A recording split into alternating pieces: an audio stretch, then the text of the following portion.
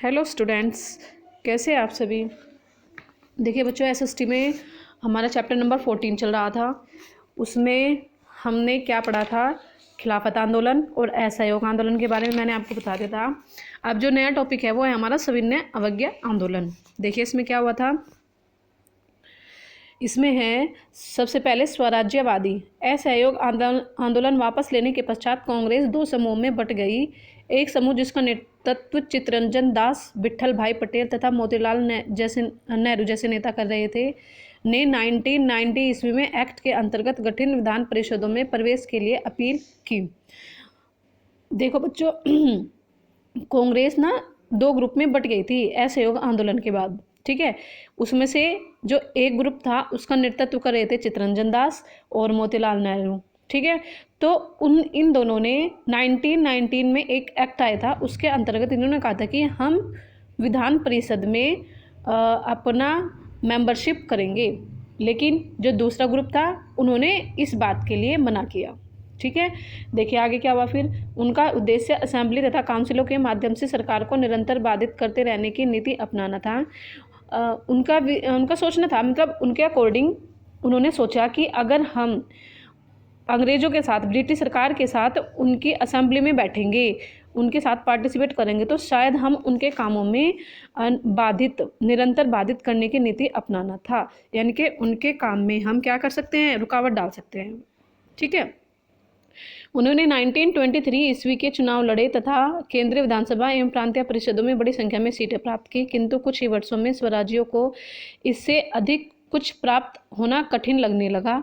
1925 ईस्वी में चित्तरंजन दास की मृत्यु ने उन्हें कमजोर बना दिया।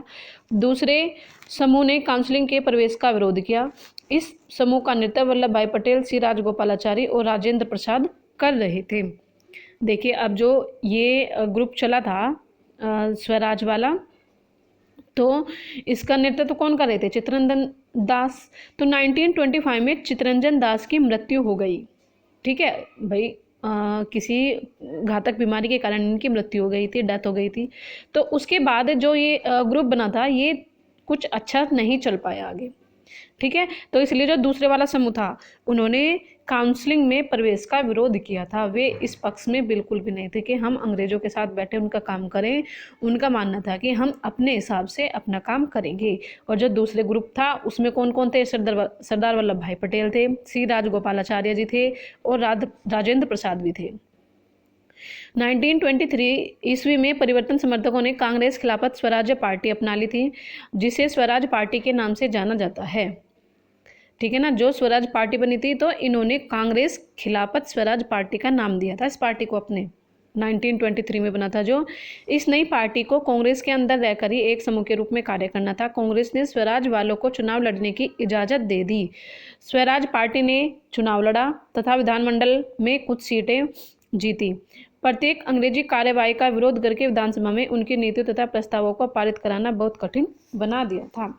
कुछ हद तक अपने इस प्रयास में सफल भी हुए थे।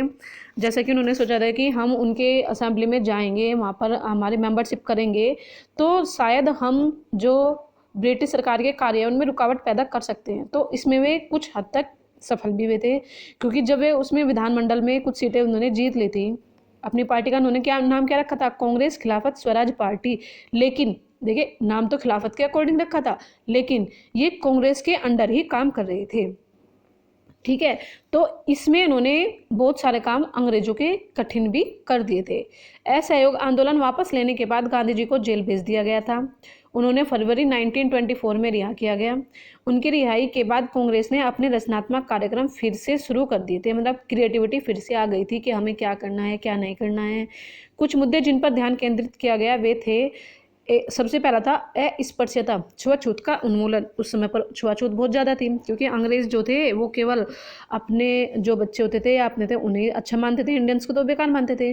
पता है उन्होंने क्या लिखा था, जो ये ब्रिटिश सरकार थे ये इंडियंस को जरा सा भी पसंद नहीं करते थे। और उन्होंने क्या लिख दिया था कि Indians and dogs are not allowed. देखो मतलब कहाँ तक उन्होंने नीचे गिरा दिया था इंडियंस को। ठीक है ना। तो सबसे पहले ध्यान केंद्रित किया गया था किसके ऊपर? छुआछूत का उन्मूलन करने के लिए। हिंदू मुस्लिम एकता पर बल दिया गया था और खादी का प्रचार, ये 3 पॉइंट सबसे ज़्यादा रखे गए थे सविनय अवज्ञा आंदोलन में। ठीक है बच्चों, समझ में आया ये। अब नेक्स्ट टॉपिक आता है हमारा किसानों की लामबंदी। ब्रिटिश शासन की स्थापना से ही देश में कई किसान आंदोलन आरंभ हो गए थे। असहयोग आंदोलन के समय में भी किसान सक्रिय भागीदार रहे थे। किसान सभाओं ने भी अंग्रेजों और उनके एजेंटों जमींदारों के विरुद्ध लड़ाई लड़ी। इसके बाद भी किसानों की लामबंदी भी कांग्रेस द्वारा अपनाई गई नीति थी। राष्ट्रीय नेताओं ने किसानों को की समस्याओं को हल करने के लिए कार्य किया। 1920 ईस्वी में वल्लभ भाई पटेल ने किसानों द्वारा अदा किए जाने वाले करों में वृद्धि के विरुद्ध लड़ने के लिए बारदोली सत्याग्रह को संगठित किया था। जो किसान थे ना, इनके ऊपर टैक्सेस बढ़ा दिए गए थे। ठीक है, तो 1920 में वल्लभ भाई पटेल ने जो किसान जो फार्मर्स होते थे टैक्स देते थे, उनकी वृद्धि में जो उनमें ग्रोथ कर दी थी, उनके विरुद्ध एक सत्याग्रह को संगठित किया था। गांधी जी को भी किसानों के कार्य में बहुत ही निकटता से जुड़े थे। गांधी जी भी इस कार्य में बहुत ही अच्छे से काम कर रहे थे। तो ये तो हुआ किसानों की लामबंदी, मतलब धीरे धीरे सब टॉपिक्स पर काम करना शुरू हो गया था। अब आता है हमारा क्रांतिकारी आंदोलन द्वितीय चरण। अब ये तो था जो धीरे धीरे काम कर रहा था कांग्रेस। अब कांग्रेस के अलावा भी तो हमारा एक क्रांतिकारी ग्रुप था, तो उन्होंने क्या किया था, देखिए। असहयोग आंदोलन की वापसी के बाद क्रांतिकारी गतिविधियां फिर से जीवित हो गई। 1924 ईस्वी में क्रांतिकारी नेताओं ने हिंदुस्तान रिपब्लिकेशन एसोसिएशन का गठन किया। इसका उद्देश्य अंग्रेजों को एक सशस्त्र आंदोलन के माध्यम से उखाड़ फेंकना था, यानी कि अंग्रेजों को अपने देश से बाहर फेंकना था।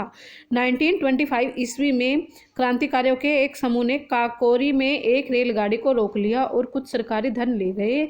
इस धन का प्रयोग क्रांतिकारी गतिविधियों के लिए किया जाना था। इस प्रकार की घटनाएं इस अवधि में जारी रही थी।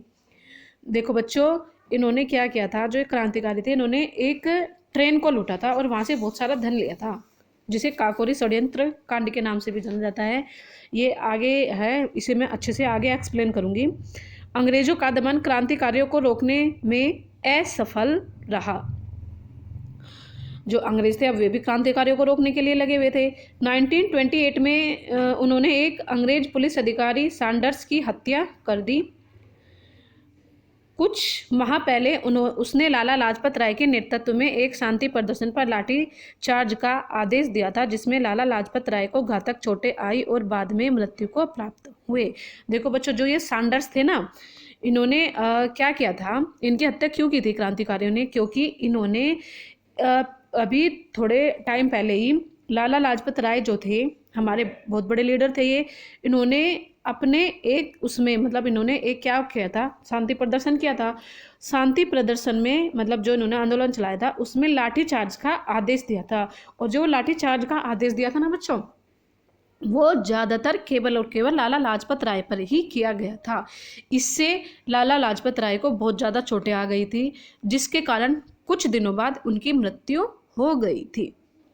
ठीक है, तो इसीलिए इसी कारण अपने नेता के, अपने इतने बड़े लीडर की डेथ का बदला लेने के लिए क्रांतिकारियों ने उस पुलिस अधिकारी सैंडर्स की हत्या कर दी थी।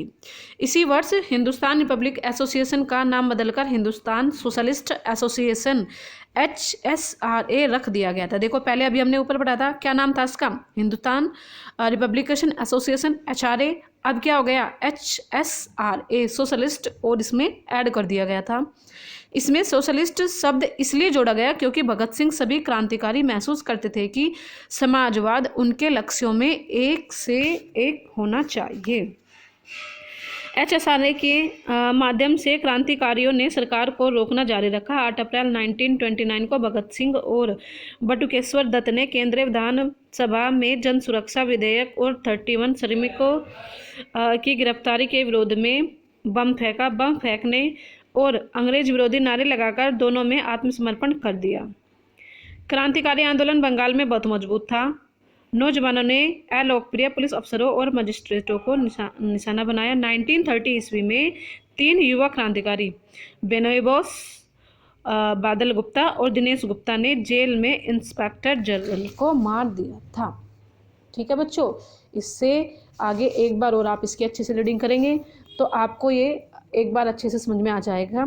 ठीक है, और जो आगे ये अभी हमने ये पढ़ा था ना कि काकोरी हत्याकांड हुआ था, ये ट्रेन लूटी थी इन्होंने, तो इसके बारे में भी हम कल रीडिंग करेंगे। ओके बच्चों, आप यहाँ तक इसके एक बार फिर अच्छे से रीडिंग करेंगे। Okay, thank you.